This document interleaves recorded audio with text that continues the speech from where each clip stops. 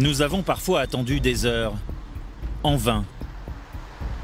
De rendez-vous manqués en fausses promesses d'interview, il nous a fallu plusieurs semaines pour établir des contacts, pour comprendre les codes, le langage des Anonymous. Anonymous n'est pas une organisation, une partie ou même un mouvement. Anonymous n'a pas de leader, pas de gourou, pas des idéologues. Même si nos armes sont plus faibles que les leurs, nous sommes beaucoup plus nombreux. Et surtout, nous sommes très motivés. C'est un avantage dans notre lutte pour la liberté. Personne ne nous arrêtera, nous serons toujours là. Pour moi, ce sont des gamins irresponsables. Ils se fichent des dégâts collatéraux. Les pouvoirs n'arriveront pas à vaincre Anonymous. La force d'Anonymous, c'est d'être suffisamment varié, mouvant, élastique, pour rester sur le champ de bataille quoi qu'il arrive. On peut très bien imaginer un groupe terroriste qui se servirait du nom d'Anonymous pour initier une action. Nous nous battons pour vos libertés. Nous sommes anonymes. Nous sommes légion. Nous ne pardonnons pas. Depuis quelques mois, ils sont partout. Ils bloquent des sites internet. Foule anonyme, ils manifestent dans les rues avec un slogan. Nous sommes Légion. Les Anonymous sont jeunes, disséminés partout dans le monde et ils communiquent entre eux via Internet sur des réseaux discrets, secrets même. C'est dans ces canaux de discussion que nous avons pu établir le contact. Ils sont méfiants, il nous a fallu du temps pour enfin rencontrer l'un d'eux.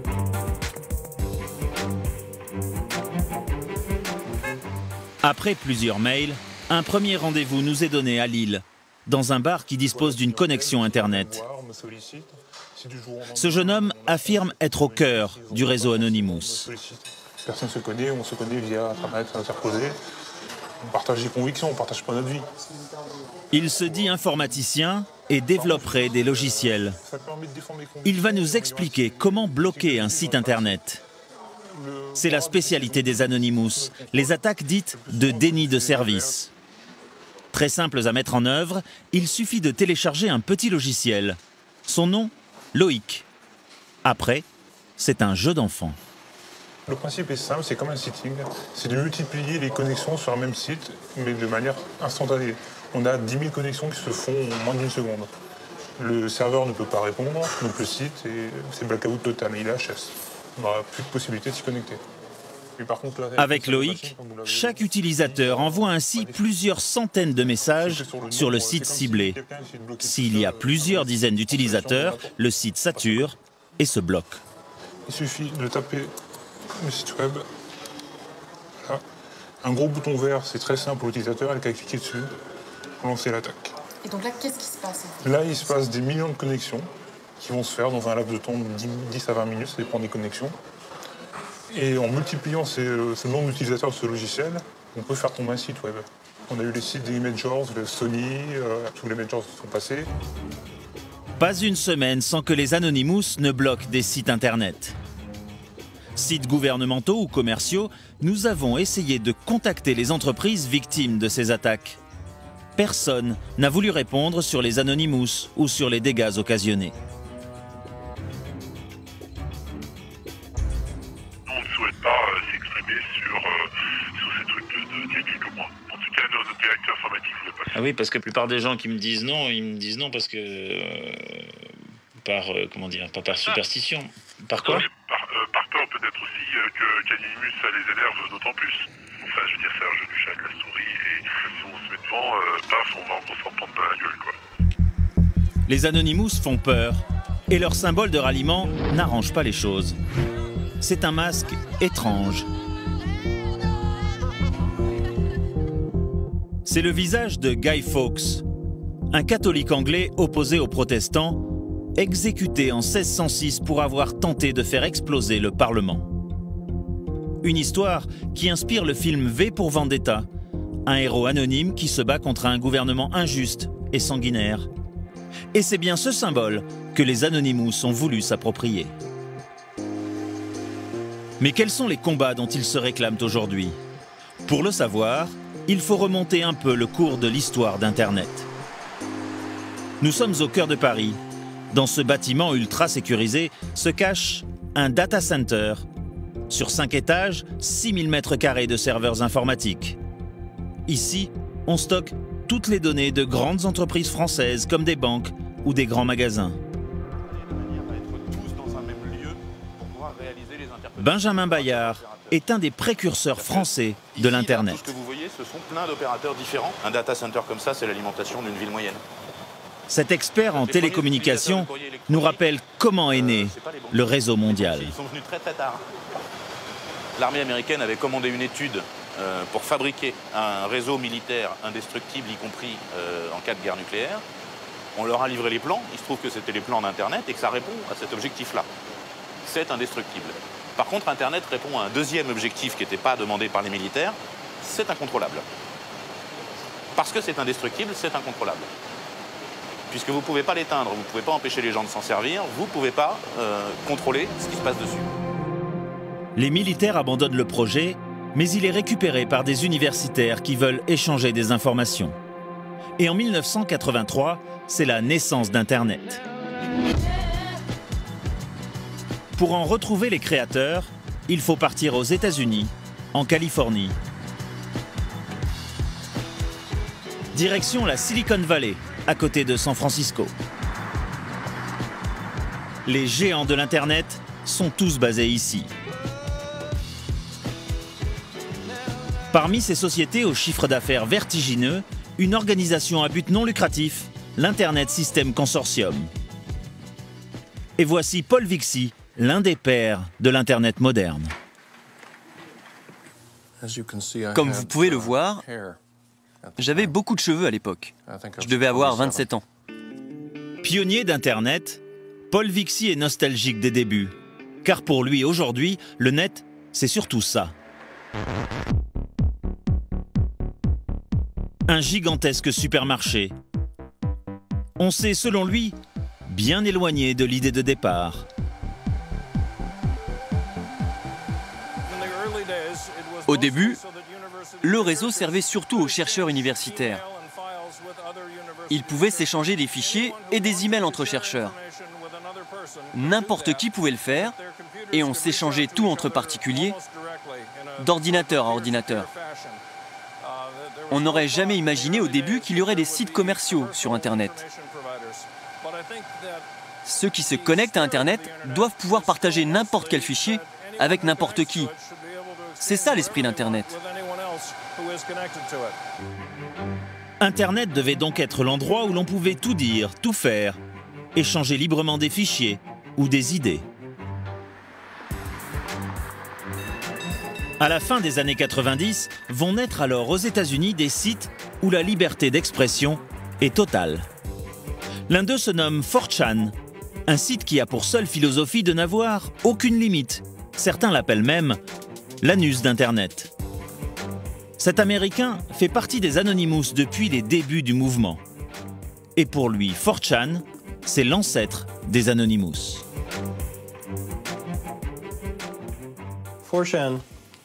4chan est un forum où les tout premiers membres d'Anonymous se rencontraient, avant même que ne soit créé Anonymous, même avant que les pans entiers d'Internet ne soient construits.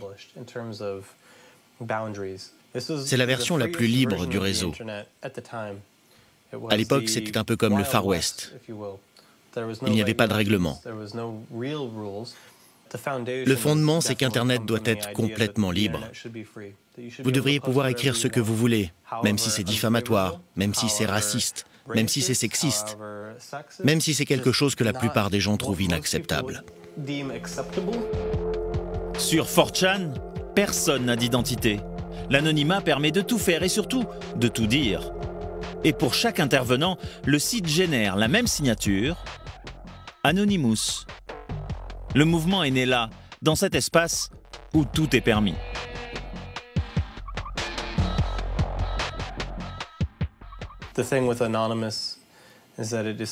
Le truc avec les Anonymous, c'est qu'ils ont décidé qu'ils n'oublieraient pas, qu'ils n'abandonneraient pas le combat pour garder ce que le cœur d'Internet doit être, c'est-à-dire l'Internet libre.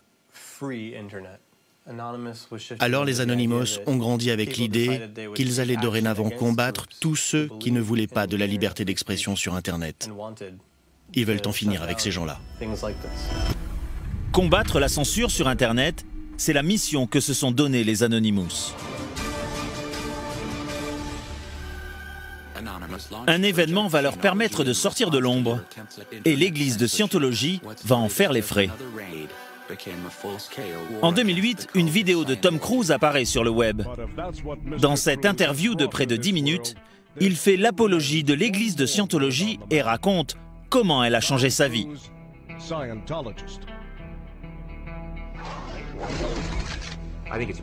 Je pense que c'est un privilège d'être scientologue et c'est une chose qui se mérite. Parce qu'un scientologue agit. Il ou elle a la possibilité de créer une nouvelle réalité et de meilleures conditions de vie.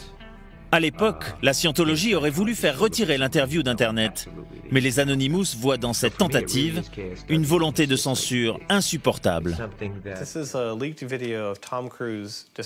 C'est une vidéo qui a fuité et dans laquelle Tom Cruise décrit les philosophies et les concepts internes de l'église de Scientologie. Ce qui s'est passé, c'est que la sécurité de l'église de Scientologie, réalisant que cette vidéo avait été rendue publique, a essayé de la retirer d'Internet, de la faire disparaître.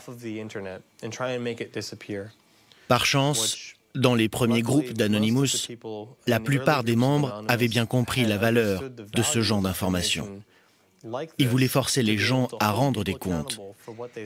Et ils ont donc décidé de faire des copies de la vidéo. Quiconque essaye de se mettre en avant et de dire « je contrôle l'information, je contrôle Internet, je contrôle la liberté d'expression », pour nous, c'est simplement inacceptable. Au final, l'église de Scientologie a perdu le combat.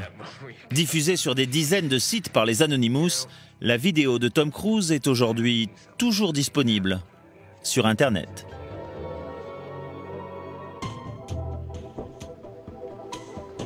Mais au siège français de l'église de Scientologie, on minimise l'histoire.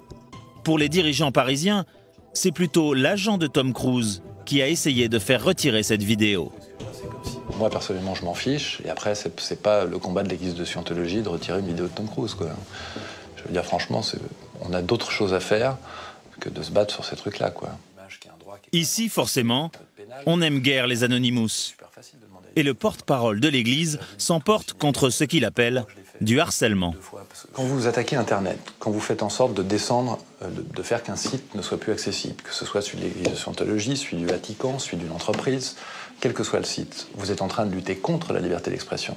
La liberté d'expression veut que vous laissiez ces gens-là s'exprimer. Il n'y a aucun courage à être masqué et à s'attaquer à des gens pour leurs croyances. Il n'y a pas plus de courage. Pour moi, c'est les choses auxquelles on peut comparer. Il y a le Ku Klux Klan, c'est le même type de non-courage. Vous voyez ce que je veux dire? On est en groupe, on est masqué, on se sent fort, on s'attaque à une personne qui est noire. Et on est en groupe, on est masqué, on se sent fort, on s'attaque à un scientologue, c'est pareil. Des années plus tard, Tom Cruise montrera qu'il n'est pas rancunier. Donnez-moi un autographe, s'il vous plaît. S'il vous plaît, un autographe. Allez, monsieur Cruise. Monsieur Cruise. Lors de la première d'un film de la star à Berlin, un Allemand le supplie de bien vouloir lui signer son masque d'Anonymous. Allez, soyez gentleman, signez-le-moi. Vous êtes très cool, j'adore. Merci, merci mille fois. Je vous aime. Tom Cruise a de l'humour. L'église de Scientologie, toujours en proie aux Anonymous, un peu moins. Le mois dernier, à Los Angeles, l'église fêtait l'anniversaire de la naissance de son fondateur, Ron Hubbard. Après 30 ans passés au cœur de la Scientologie, cette femme, Tori Christman, en est devenue une des plus féroces critiques. Mais je te le dis, tu dis des conneries. Tu es une poule mouillée. Avec une dizaine de ses amis, elle est bien décidée à perturber la soirée. Est-ce que vous pouvez la dégager de ma vue, s'il vous plaît? Allez les gars, vous n'êtes pas supposés être là. Allez. Est-ce que je t'ai blessé? Pauvre petit garçon. Ça prouve que tu es une poule mouillée. Vous voyez, ce sont des poules mouillées. Renvoyés de l'autre côté de la rue, les manifestants reçoivent du renfort. Ancienne scientologue, elle aussi, devenue Anonymous, cette jeune femme est venue prêter main forte. Pourquoi vous êtes-vous lancé dans ce combat contre la scientologie? Parce que j'ai vu de l'intérieur ce qu'ils font. J'ai quasiment passé ma vie entière dans la scientologie et j'ai travaillé pour eux. Mais tout cela ne comptait plus quand j'ai décidé de quitter l'Église. Ils m'en ont voulu. Tori Christman, elle, sait ce qu'elle doit aux Anonymous. Grâce à eux, dit-elle, elle s'est sentie moins seule dans son combat.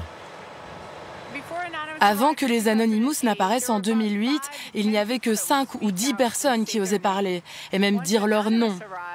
Quand les Anonymous sont arrivés, des gens se sont mis à parler partout dans le monde, et les médias se sont intéressés à notre combat, et ont interviewé d'anciens adeptes. On a écrit des livres, c'était fabuleux, n'est-ce pas? C'est vrai, quand ils sont arrivés, je n'avais plus peur. Le courage revenu grâce aux Anonymous, et grâce peut-être à ce masque qui permet toutes les audaces.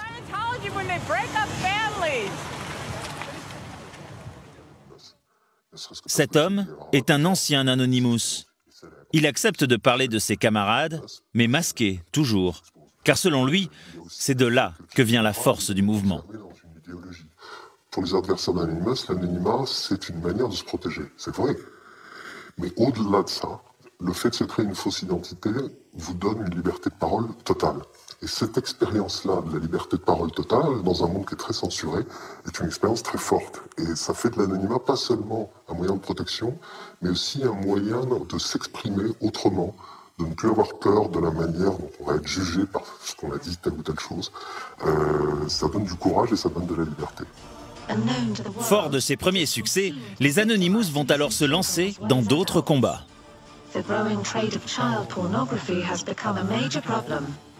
Cette fois-ci, la pédophilie est l'ennemi déclaré. Depuis quelques années, les Anonymous tractent ainsi les pervers sexuels sur Internet. Tout commence en 2007. Dans un forum de discussion, un internaute décide de se faire passer pour une adolescente. Le but, inviter les éventuels pédophiles à se dévoiler. Et ça marche. Cet homme, un Canadien de 53 ans, engage la conversation. Conservé par les Anonymous, voici les captures d'écran de cette discussion. J'aime les hommes plus âgés. Et moi, j'aime les filles jeunes comme toi. Plus loin, il ajoute: tu as de beaux seins pour une fille de 13 ans.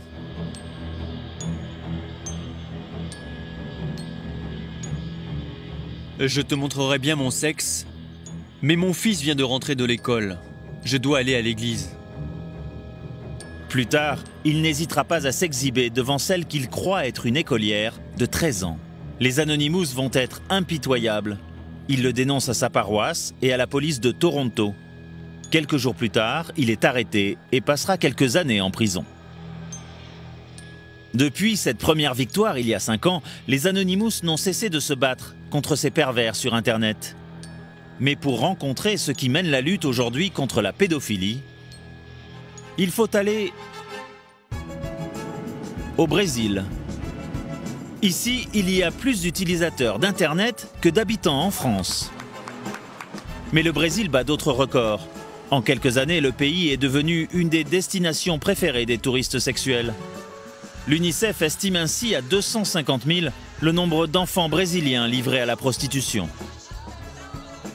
La pédophilie, cible numéro 1 des Anonymous brésiliens.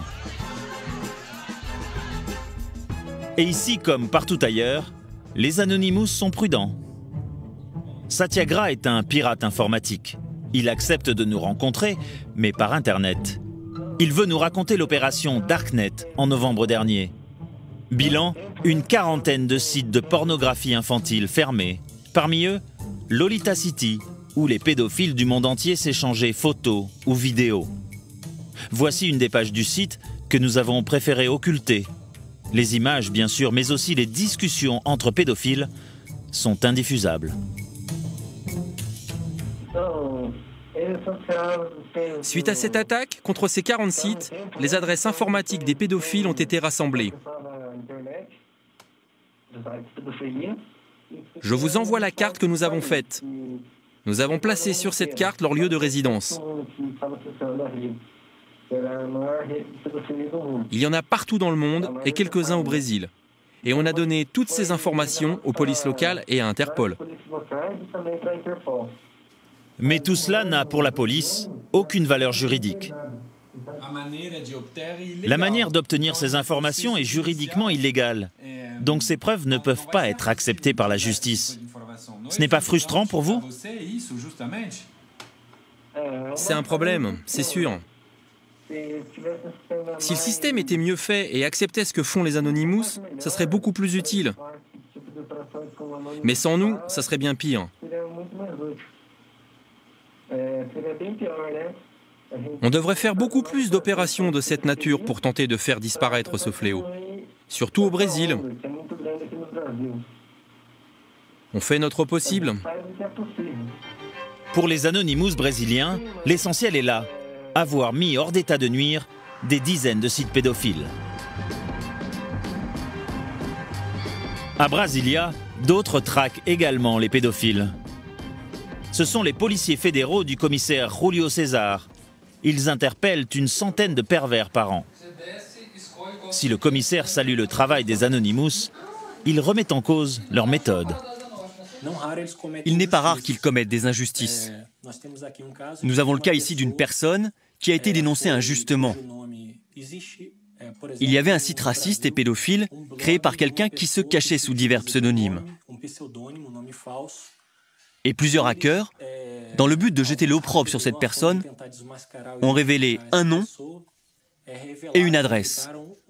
Sauf que ce n'était pas le bon coupable. Cette personne n'avait rien à voir avec ce site pédophile et raciste. Cette personne, dont le nom avait mal été utilisé, a énormément souffert de voir ses données divulguées et du harcèlement qui a suivi cette dénonciation par les hackers. Car elle n'avait vraiment rien à voir avec ce site pédophile. Pourtant, elle a été la victime dans cette histoire. Quelques étages au-dessus, les policiers d'un autre service s'intéressent aussi aux Anonymous, mais pour les traquer cette fois. Voici l'unité de répression des crimes cybernétiques. Les hommes du commissaire Sobral pourchassent les criminels sur le net, comme les fraudeurs à la carte bancaire. Ils les suivent à la trace informatique et ils utilisent la même méthode pour surveiller les Anonymous. On veut démontrer qu'il est possible de les identifier. Personne n'est anonyme, ça n'existe pas. On laisse toujours une trace. Même s'il est difficile à trouver, il y a toujours un chemin qui a été parcouru. Et notre défi, c'est d'arriver à parcourir ce chemin à l'envers. C'est à cela que l'on s'entraîne. Un entraînement, pour l'instant, car la législation brésilienne ne prévoit pas encore de peine pour ceux qui bloquent des sites, comme les Anonymous. Mais cela devrait changer très bientôt. Le Brésil se prépare à recevoir de grands événements à partir de cette année. On va avoir le sommet des Nations Unies sur le développement durable, la Coupe des Confédérations, les Journées mondiales de la jeunesse, la Coupe du Monde, les Jeux Olympiques en 2016. Ce qui fait que notre unité, avec le gouvernement, l'armée et les services secrets, nous travaillons tous pour que rien ne vienne perturber le bon fonctionnement de nos systèmes avant, pendant et après ces événements. Désormais considérés comme une menace potentielle, les Anonymous se savent surveillés.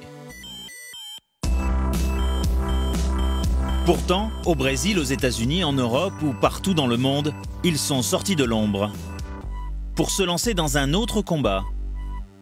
Leur nouvel adversaire, les géants de l'industrie de la culture, qui viennent d'avoir la peau de Mega Upload. Un site internet qui permettait d'échanger facilement films ou musique piratée. Un site qui n'hésitait pas à embaucher les plus grandes stars de la chanson et du cinéma américain pour faire sa promotion. Et voici le créateur du site, Kim.com, de son vrai nom Kim Schmitz, accusé d'avoir spolié l'industrie du cinéma et de la chanson. Il est interpellé en Nouvelle-Zélande où il vit dans une des plus belles demeures du pays, une des plus chères aussi, estimée à 18 millions d'euros. Tous ses biens sont saisis, un hélicoptère, des voitures de luxe et 11 millions de dollars en cash.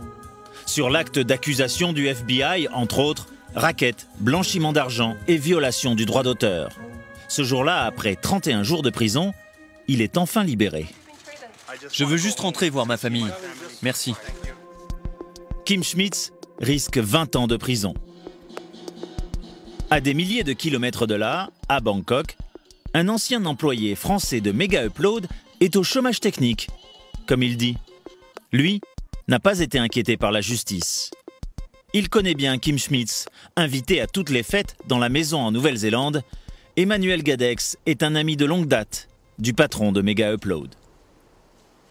Voilà, ça c'est chez lui avant son arrestation, mais ils ont tout viré à l'intérieur de la mansion. Je suis passé là il y a quelques semaines, ils ont enlevé tout le mobilier, même les lustres, la moto, tout ça, tout a été viré tout a été en fait enlevé par les autorités. Il reste juste les poissons dans la cuisine. Aujourd'hui encore, l'ancien directeur technique de Mega Upload ne comprend pas pourquoi les autorités se sont attaquées à leur site en particulier. Il y a des dizaines, peut-être même des centaines de sites qui offrent ce genre de service d'hébergement. Il n'y a rien de spécial à offrir de l'hébergement sur Internet. Tout le monde en a besoin, tout le monde a besoin d'échanger des fichiers, des données, des films, des vidéos, tout quoi. Alors, pourquoi selon vous s'être attaqué d'abord à Mega Upload ? Parce que c'était le plus gros, et puis parce que la nature de son dirigeant, Kim.com, est quelqu'un d'assez flamboyant, c'était la victime parfaite, délit de sale gueule, c'était génial pour les autorités. Kim Schmitz, le fanfaron, qui devient ce jour-là le champion du monde d'un célèbre jeu vidéo. Kim Schmitz qui a peut-être manqué de discrétion aux yeux de l'industrie du cinéma. Les dirigeants de MegaUpload.com sont accusés d'avoir soustrait plus de 500 millions de dollars de manque à gagner à l'industrie culturelle, notamment à Hollywood.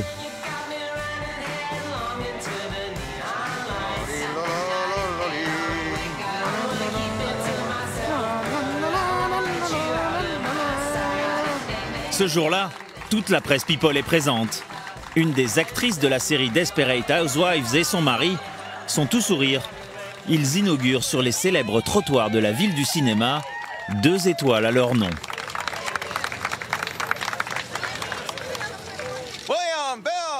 Desperate Housewives est une des séries phares de la télévision américaine. Un succès planétaire qui en fait aussi une des séries les plus téléchargées illégalement. Alors pour ces stars d'Hollywood, entre cette récompense et la fermeture de Mega Upload, c'est un grand jour. Le piratage est un problème, on est tous touchés. 5% des acteurs réussissent à vivre du métier. Les autres vivent au jour le jour, au cachet, et ceux qui piratent portent atteinte à leur niveau de vie. Le fait qu'ils aient fermé Mega Upload, c'est quelque chose de positif pour vous? Oui, c'est positif. C'est du vol. Appelez ça comme vous voulez, mais voler, c'est voler. Et à Los Angeles, voler l'industrie du cinéma, ça n'est pas vraiment très bien vu. Ici, il en va des emplois de centaines de personnes. De la survie économique de toute une ville. Antoine de Cazotte vit à Los Angeles. Il est le producteur exécutif du film qui rafle toutes les récompenses cette année, The Artist.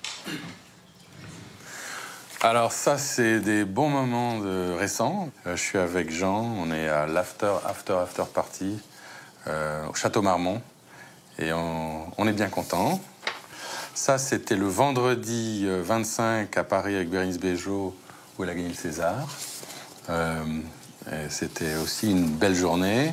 Ça, c'est avec Thomas Langman après la victoire des Golden Globes. Le producteur nous amène alors dans les décors de The Artist pour nous montrer qu'un tournage, ça coûte cher. Non, rien à voir. C'était complètement décoré différemment. Et là, c'est une scène du film qui a coûté cher? Alors, à la Paramount, on a laissé quand même un chèque de 70 000 $. Mais c'est juste pour la Paramount. On n'a pas, là-dessus, il n'y a pas l'électricité, il n'y a pas le grip, la machinerie, il n'y a pas la consommation d'électricité, il n'y a pas les ouvriers, il n'y a pas les repas, il n'y a pas l'essence, il n'y a pas le parking. Et c'est juste 3 jours ici, 70 000 $. Bien sûr, les lampadaires électriques comme on voit maintenant, il n'y en avait pas. Bien sûr, le feu rouge n'existait pas. Donc on reconstitue la ville à l'époque où le film se passe. Et ça coûte cher, forcément. Eh ben, tout coûte cher. Vous voyez le nombre de personnels qui sont occupés à organiser les décors. Les salaires de ces gens-là tournent autour de 17 $ de l'heure. Quand c'est pas 30, je pense qu'on a dû dépenser facilement 300 000 $ en décor ici. Au final, budget du film, 15 millions de dollars. Des montants vertigineux qui justifient pleinement qu'on protège l'industrie, selon les professionnels du 7e art. Alors, dans la ville du cinéma, dès que l'on évoque l'affaire Mega Upload devant un syndicat de producteurs, les sourires illuminent les visages.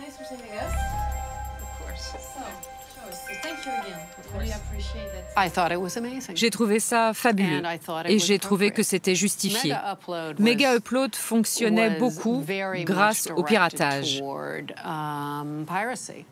Uniquement aux États-Unis, le téléchargement nous fait perdre 370 emplois par an. Des dizaines de millions de dollars en manque à gagner au profit de ceux qui travaillent dans l'industrie et entre 2 et 3 millions de dollars en impôts non perçus. En France, environ 10 millions d'internautes utilisaient régulièrement Mega Upload.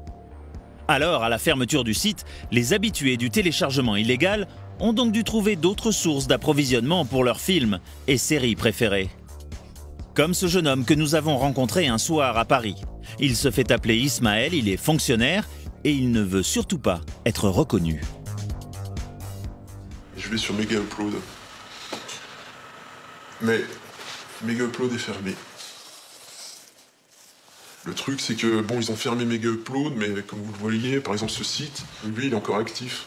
Mais il y en a des tas d'autres. Ça m'a un peu choqué. Disons que l'affaire Mega Upload démontre que si un pays décide de fermer un site, il peut le faire. D'autres ont aussi été choqués par la fermeture de Mega Upload. Les Anonymous, ils y ont même vu une déclaration de guerre. Fermeture de Mega Upload. Anonymous lance une vaste attaque des DOS sans représailles.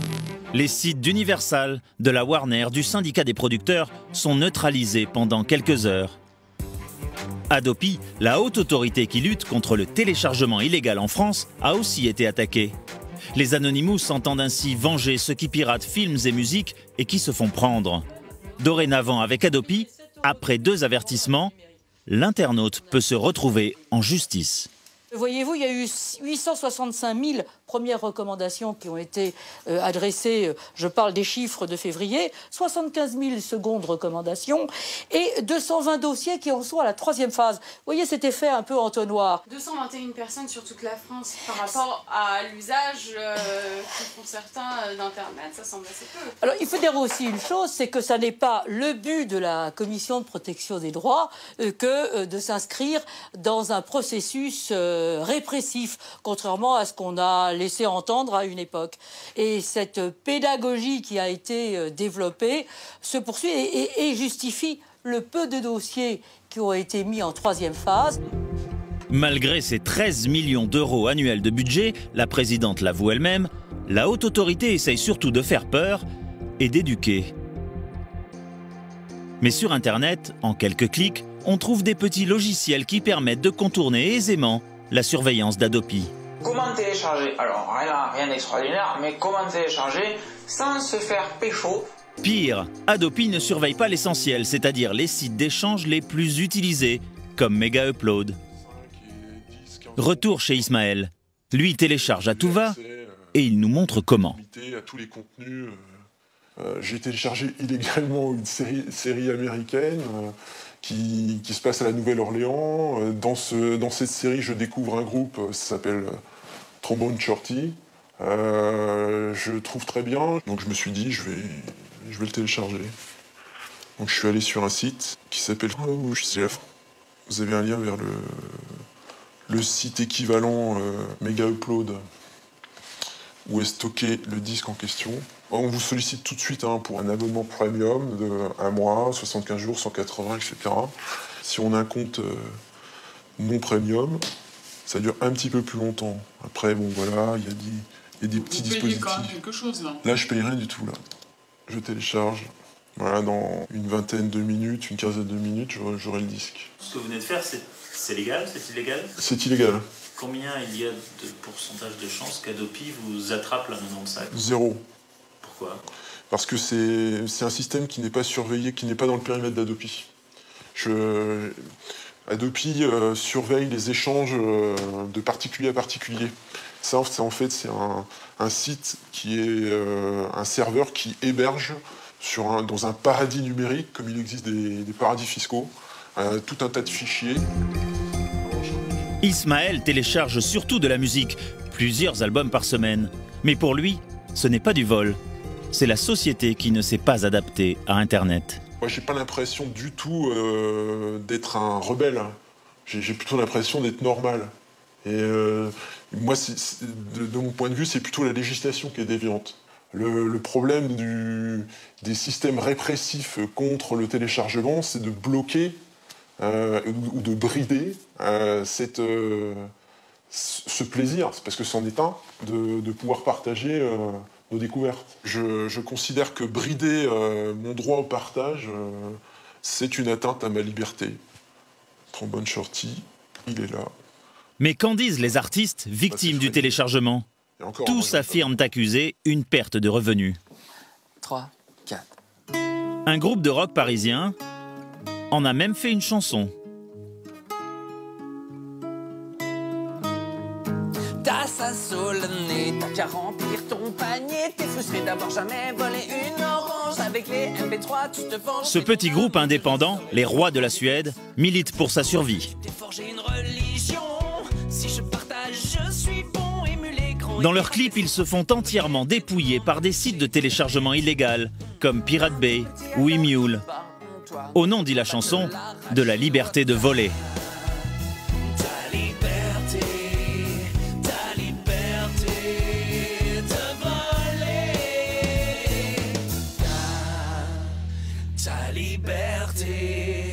Ta liberté de voler. Vous vous sentez vraiment pillé, vous, parce que là, dans votre clip, on vous voit être dénudé par Pirate Bay. Déjà, premièrement, quand t'as vu le clip, tu en pensais quoi? Je veux dire, à la fin, quand on est nu, tu pensais... Couper ce passage-là, en fait. Juste pour savoir. Voilà, c'est un des seuls trucs sur lesquels on est prêt à revenir sur ce clip, c'est qu'effectivement, on n'était pas en grande forme physique et on s'est rendu compte qu'on aurait pu donner une meilleure image de la lutte anti-téléchargement. C'est assez rigolo de voir le petit argumentaire en fait, que les gens se sont montés en fait, au fur et à mesure. Ils sont bâtis une sorte de petite religion, c'est ce qu'on dit dans la chanson, c'est voilà, si je partage, j'ai pas à être inquiété parce que c'est juste du partage et que je ne prends rien en fait. Alors ils veulent pas voir le vol de propriété intellectuelle, ils veulent pas reconnaître le droit d'auteur. C'est qu'il y a vraiment un truc pseudo-libertaire où vraiment il faut tout casser. Mais en fait, il faut juste tout casser sur Internet. En fait, quand on analyse bien le truc, c'est qu'en fait, voilà, ils sont prêts à faire la révolution sur Internet, mais dans la vie de tous les jours. Alors là, si ça vient les toucher eux, faut pas qu'on leur prenne leur ordinateur ou quoi, sinon c'est foutu. Quoi. En fait, je pense que cet argument de culture gratuite pour tous, je voudrais que ceux qui en parlent, qui disent il faut faire ça, je voudrais qu'ils essaient d'en vivre avant. Et puis après, on voit s'ils ont envie de faire ça. C'est pas si grave que ça, hein, ça fait une sorte... La chanson Ta liberté de voler est disponible gratuitement sur leur site. Musique, films, on peut quasiment tout télécharger aujourd'hui, légalement ou illégalement. Un homme se bat contre le vol sur Internet. Voilà. Il est président de la Gaumont, mais aussi président de l'association de lutte contre la piraterie audiovisuelle, l'ALPA, que tout le monde connaît pour ce petit film. Diffusé en boucle il y a quelques années dans les salles et sur les DVD, ce clip vidéo résume bien sa pensée. Le téléchargement illégal, c'est du vol, et selon lui, Internet ne peut pas être une zone de non-droit. L'humanité se fonde d'abord sur des valeurs. Les philosophes grecs, les Lumières, les philosophes modernes. Et qu'une technologie ne change pas les valeurs. Que ce qui les appelle partage, j'ai le regret de dire que c'est du vol. On partage quelque chose qui vous appartient. C'est plus agréable de télécharger gratuitement. Oui, bah écoutez, on est tous d'accord. C'est plus agréable d'avoir une voiture gratuite. Leur concept juridique de propriété, d'identité ne s'applique pas à nous. Rejoignez-nous. Aidez-nous à défendre notre maison, l'Internet. Deux discours inconciliables. Pour les Anonymous, empêcher le téléchargement illégal, c'est aussi empêcher la libre circulation des idées, de la culture. Et quand le monde réel cherche à réglementer Internet, les Anonymous repartent en guerre. L'ACTA, voici le nouvel ennemi des Anonymous et internautes du monde entier, car cet accord commercial anti-contrefaçon prévoit aussi un contrôle renforcé sur Internet. Aujourd'hui, à cause de l'ACTA, Internet va commencer à être censuré. Et c'est dommage, on n'a pas tellement envie d'être fiché, on a le droit d'avoir une vie privée, on a le droit d'être anonyme sur Internet. Négocié dans le plus grand secret pendant 3 ans, l'ACTA devrait être bientôt voté au Parlement européen. Et chez les partisans de ce que l'on appelle l'Internet libre, la lutte s'organise. Ces jeunes activistes se battent pour protéger la liberté sur le net qu'ils estiment menacée. Ici, on décortique le texte du traité, article après article. C'est, je crois, 23 pages d'un jargon juridique particulièrement compliqué, parfois particulièrement vague. Pour Jérémy Zimmerman, ce texte est une vraie menace pour la liberté d'expression. Avec les sanctions pénales qui pèsent sur tous les acteurs de l'Internet, on leur met un flingue sur la tempe en disant « Hey, monsieur Orange, monsieur Google ou monsieur n'importe qui », soit on t'amène devant les tribunaux et on va te flinguer pour complicité d'infraction à une échelle commerciale, soit tu vas être bien gentil et tu vas coopérer avec nous. Et quand on va te demander de couper l'accès à lui, ou d'enlever tel site de l'Internet ou de le rendre inaccessible à tes utilisateurs, tu vas être gentil, mais tu vas le faire le petit doigt sur la couture du pantalon. Et c'est ça le but de l'ACTA, c'est littéralement de privatiser la répression sur Internet. C'est quelque chose de complètement intolérable.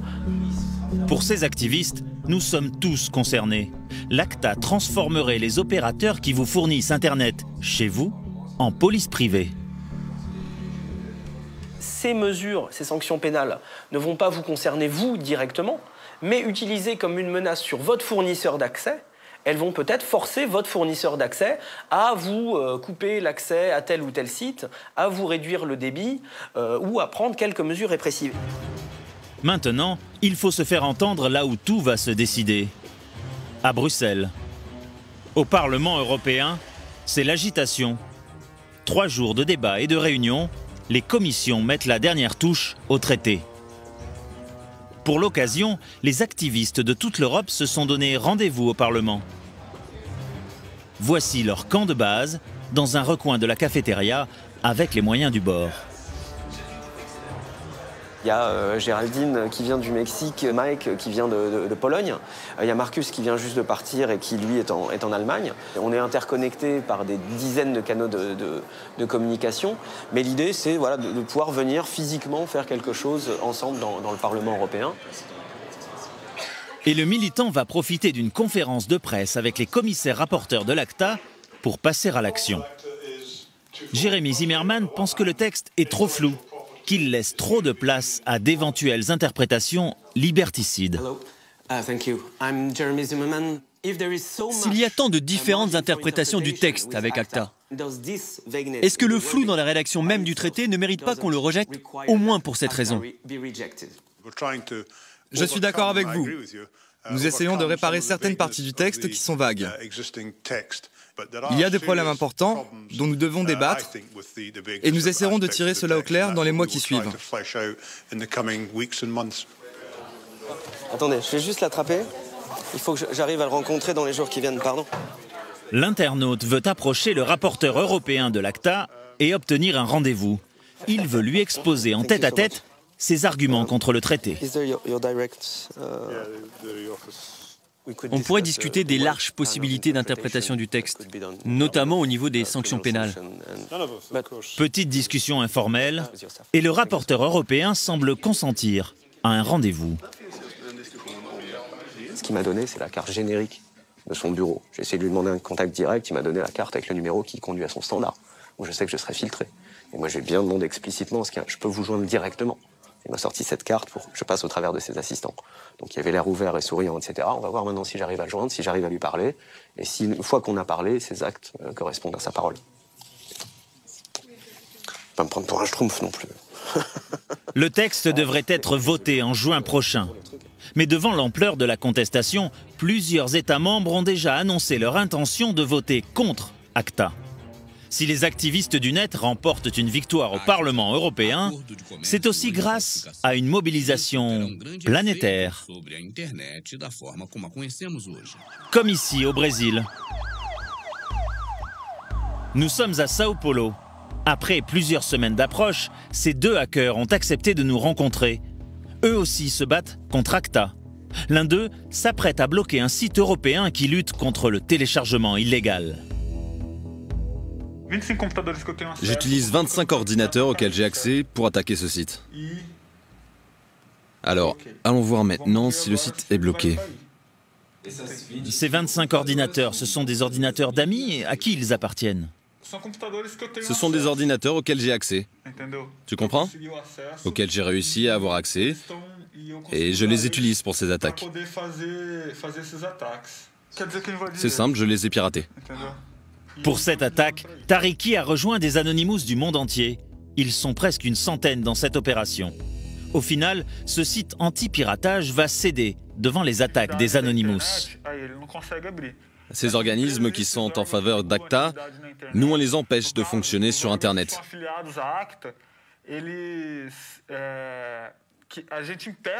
On empêche que leur site soit accessible. On ne provoque pas de dégâts physiques. Ils ne perdent pas d'argent. C'est juste qu'il est impossible d'accéder à ce site. D'une opération à l'autre. Depuis plusieurs mois, tous les Anonymous de la planète ont un nouvel ennemi. Le régime syrien. Même ici au Brésil. Les deux hackers sont en première ligne dans cette bataille sur le net. Nous avons réussi à nous introduire dans le site du ministère de la Défense syrien et nous avons modifié la page d'accueil. Nous avons passé le message aux compagnons là-bas. Ils se sont chargés d'écrire le texte en arabe et nous l'avons mis sur la page. Pendant 2 à 3 heures, les personnes qui voulaient accéder à ce site ne voyaient que cette page, celle que nous, les Anonymous, avions modifiée. C'est notre façon de protester. Une action symbolique parmi tant d'autres pour soutenir la résistance syrienne grâce à Internet. Donc là, c'est une vidéo de 5 minutes qui montre des manifestants sur lesquels on tire à balles réelles lors d'une manifestation. Lui n'est pas un Anonymous. Il fait partie d'un autre groupe d'activistes du net, les Télécomics. Pas de masque, mais pas d'identité pour autant. Ce jeune homme se fait appeler Hawkin. Là, c'est un compte Twitter qu'on suit, d'un Syrien donc. Là, il vient de signaler qu'il y a une explosion à Barsay, au sein de Damas. Depuis 1 an, ce hacker passe tout son temps libre à se battre sur le net contre les services de sécurité syriens.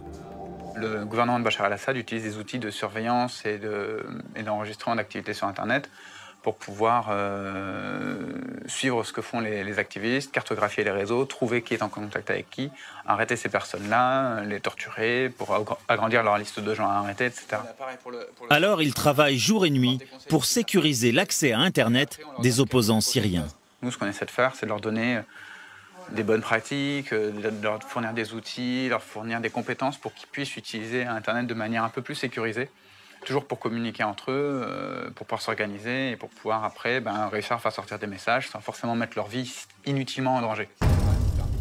Ainsi, Hawkin et ses amis ont-ils créé TBS, Telecomics Broadcasting System. Vidéo amateur tournée avec du smartphone. Un site internet devenu le principal relais des images tournées chaque jour par la résistance syrienne. À la pointe de l'aide aux révolutions arabes, les activistes du net ont acquis à force un poids politique dans le monde réel.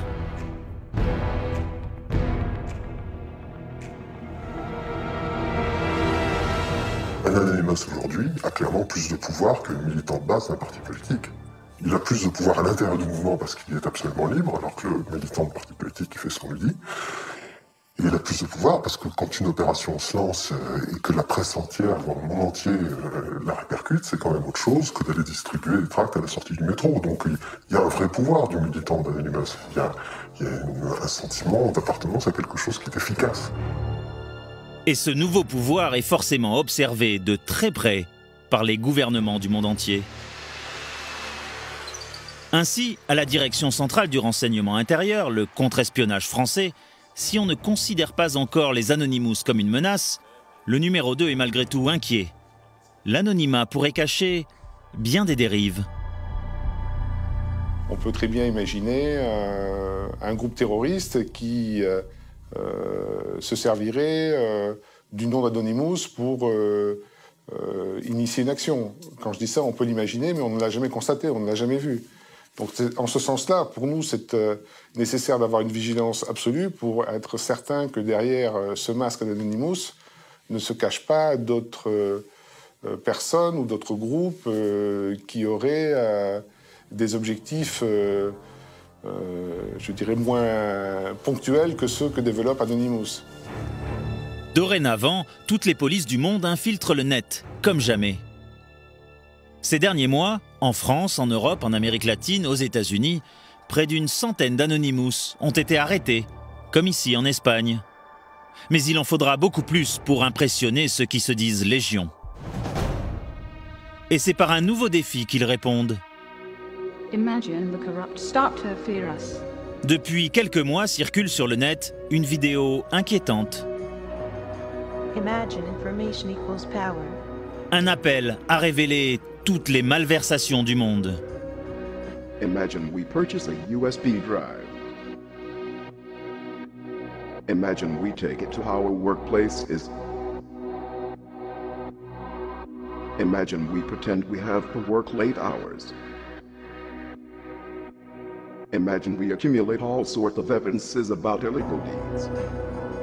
Ces preuves supposées de la corruption du monde, les Anonymous veulent les mettre en ligne.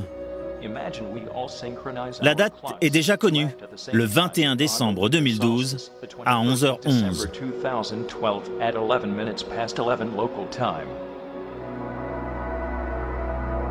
Imagine we leak it all. We are anonymous. We do not forgive. We do not forget. Le rêve de tout Anonymous, enfin réalisé, la transparence totale, grâce à Internet.